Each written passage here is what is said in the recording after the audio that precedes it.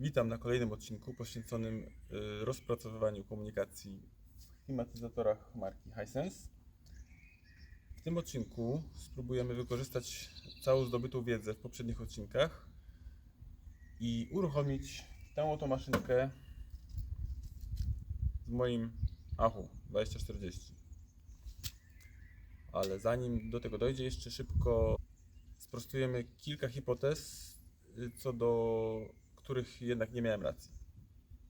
Także zapraszam do komputera. Także przejdźmy do wykresu, który już wcześniej omawiałem. To jest wykres, który przedstawia wartości wszystkich bajtów w scenariuszu grzania, czyli było powiedzmy w miarę zimno i zostało uruchomione grzanie, no i obserwowaliśmy, jak te rzeczy wzrastają, no i niektóre maleją. Więc teraz tak, gdzie nie miałem racji? Pierwsza rzecz to jest taka, że ten wykres pierwotnie stwierdziłem, że jest to po prostu wentylator.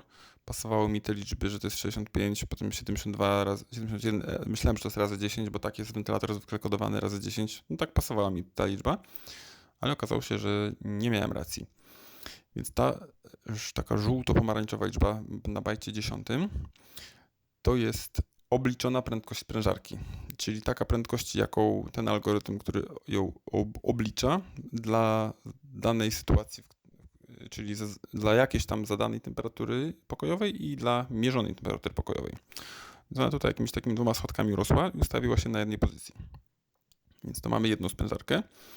I okazuje się, że te 2 bajty to też jest sprężarka, więc mamy łącznie 3 bajty na temat prędkości sprężarki. I są sytuacje, w których one są sobie równe.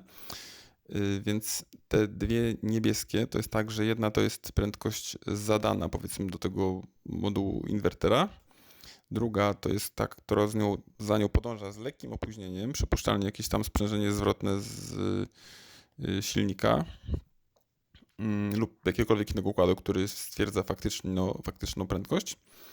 No i w końcu te prędkości są sobie tutaj równe, ale w pewnym momencie przestały być równe.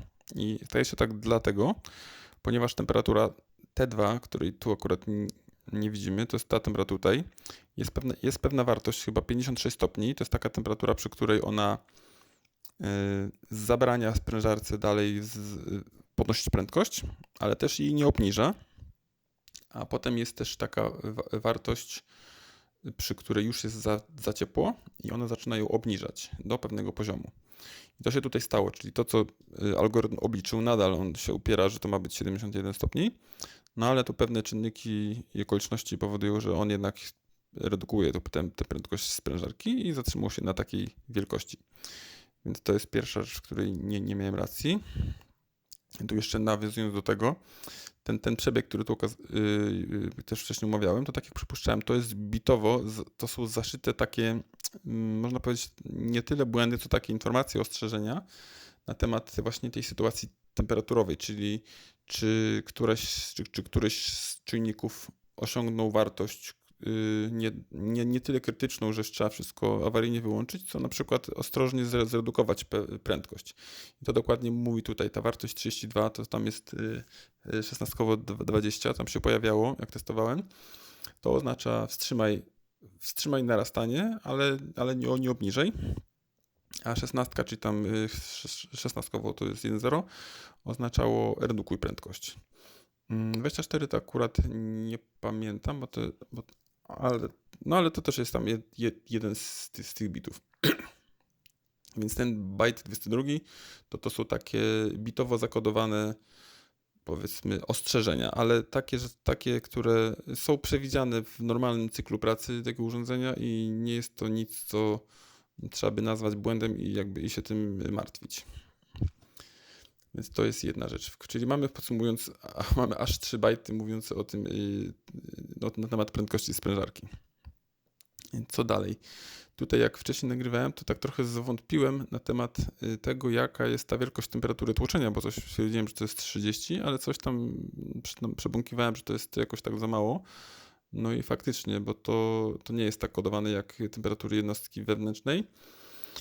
I poprawne kodowanie to wygląda tak, że T5 jest po prostu, wartość bajtu to jest po prostu wartość temperatury, a temperatura T3 i T4 to jest temperatura, to jest byte minus 40. I tutaj swoją drogą okazało się, że ten tester, ten multitester, który zasugerował mi na początku inną formułę, nie miał racji, bo ja tam wpisałem w ciemno tam byte minus 20, bo no, zaufałem mu.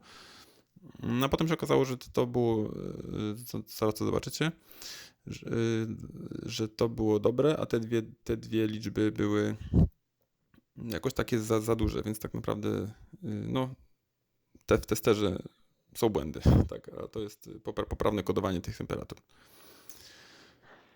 No i to jest chyba wszystko, co czuję w obowiązku przekazać, a teraz spróbujemy to uruchomić.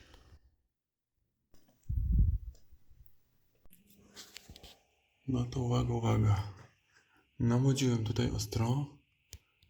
Chciałbym teraz podłączyć mój Ahu, która akurat jest od Haiera, a dlatego wziąłem wersję od Haiera, bo ona pasuje, jeżeli chodzi o zasilanie linii i polaryzację tego zasilania. Więc tutaj lekko tam może się napięcie różni, ale jest to samo. To sam kierunek. Tu mam to podłączone. Teraz tak, zasilana jest jednostka wewnętrzna, ale tylko na potrzeby wentylatora, żeby był jakiś odbiór ciepła. Natomiast cała komunikacja jest od niej odpięta i spięta jest z moim Ahu. Więc teraz tu już mam na tej wsteczce napięcie.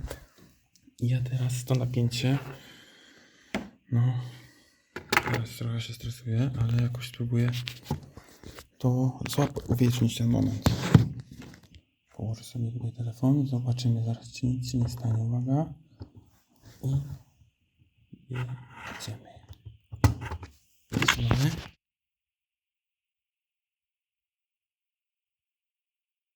I jak to rozumieć? Nie.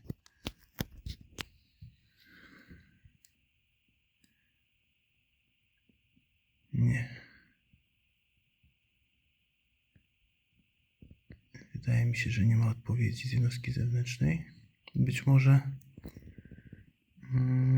to, że pokazuje T4, to chyba ja coś tam zrobiłem źle w funkcji, która koduje temperaturę, bo inne też nie byłyby zerowe. Zatem nie, może spróbuję wysłać mu tę dłuższą ramkę w takim razie. No to jeszcze chwila na modyfikację programu i zaraz wracam. Podejście drugie, ładowanie softu.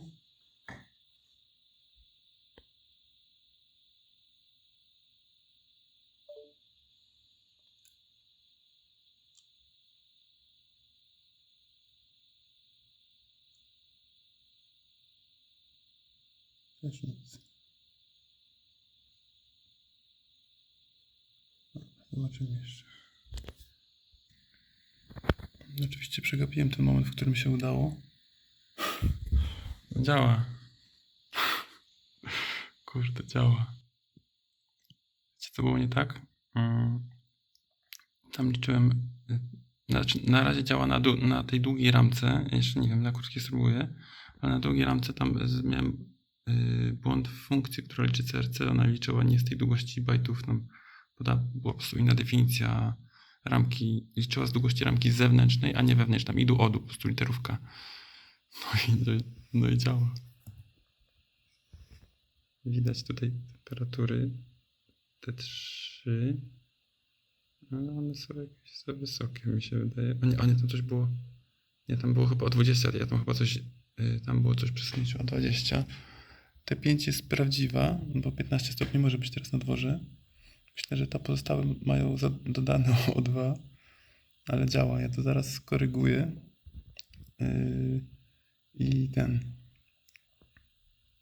I spróbujemy to odpalić. Także zaraz wracam. Dobra, uruchomiłem teraz wentylator, jak mówiłem, żeby był odbiór ciepła. I zaraz będę siadał do komputera i spróbuję to uruchomić z poziomu CLI. Tak tutaj wyglądają odczyty obecnie. Zgodnie z oczekiwaniami, czyli temperatura T3 trochę niższa od T4, T5 odpowiednio wysoka. Kompresor tutaj trochę się zwalnia, wentylator też w ogóle zwalnia. Pójdziemy sobie teraz na ogród. To jest nasza maszynka. I proszę bardzo, chodzi sobie, dmucha. Sprężareczka sobie mruczy. Cichutko. Nie wiem, czy słychać. Ptaszki też ścierkają. Także fajno jest. A teraz będzie taki eksperyment. To, co tu widzicie, to jest układ podłączony do jednostki wewnętrznej. Tutaj dodatkowo dodałem czujnik na nawiewie. Także tutaj to, co tu widzimy, T1 to jest właśnie ten odczyt. T2 akurat mierzy tylko powietrze, więc na niego nie patrzcie.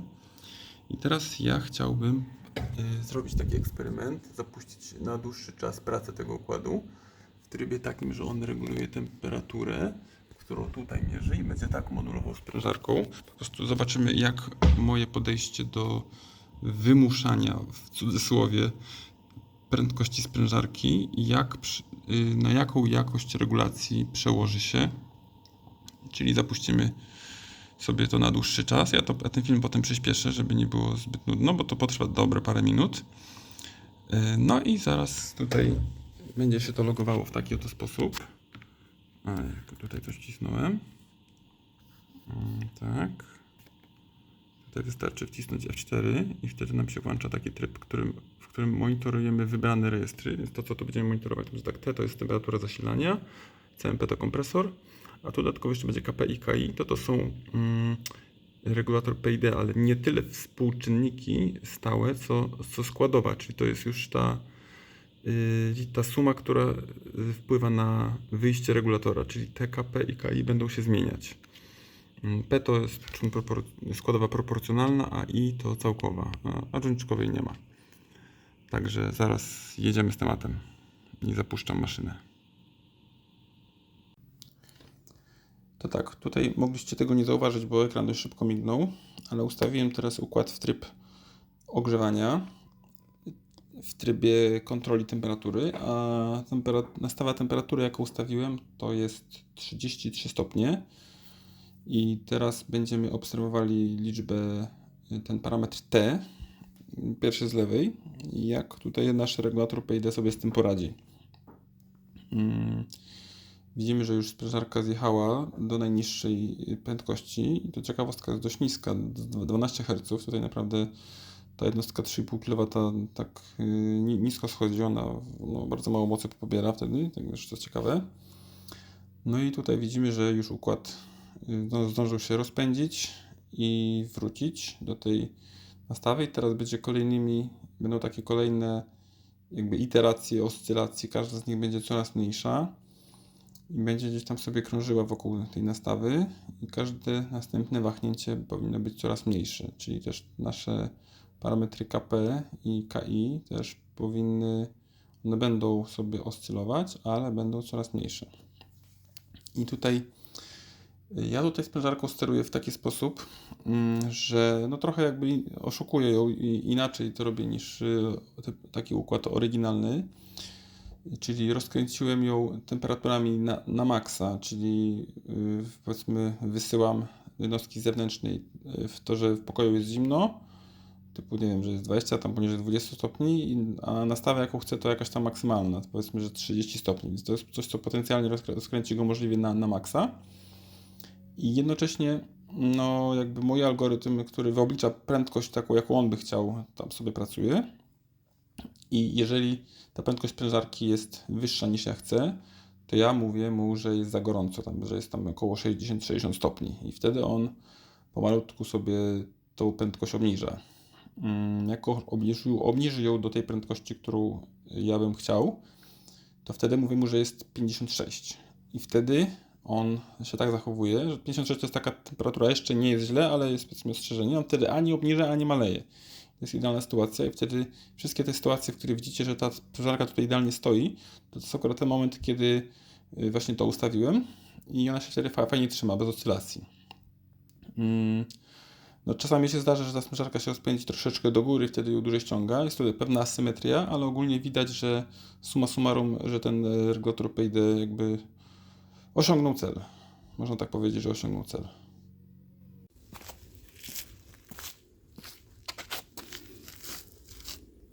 Także przyszedł czas podsumować nasze dokonania.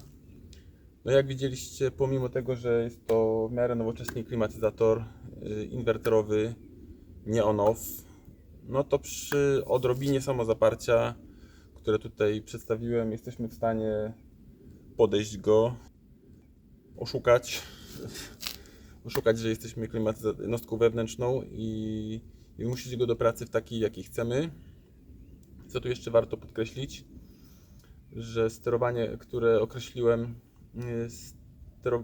strategia, którą objąłem, jeżeli chodzi o sterowanie modulacją, to było oszukiwanie czujnika T2.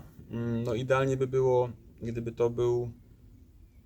gdybyśmy odkryli taką jakby furtkę serwisową, która umożliwia testowanie dowolnej prędkości sprężarki. No,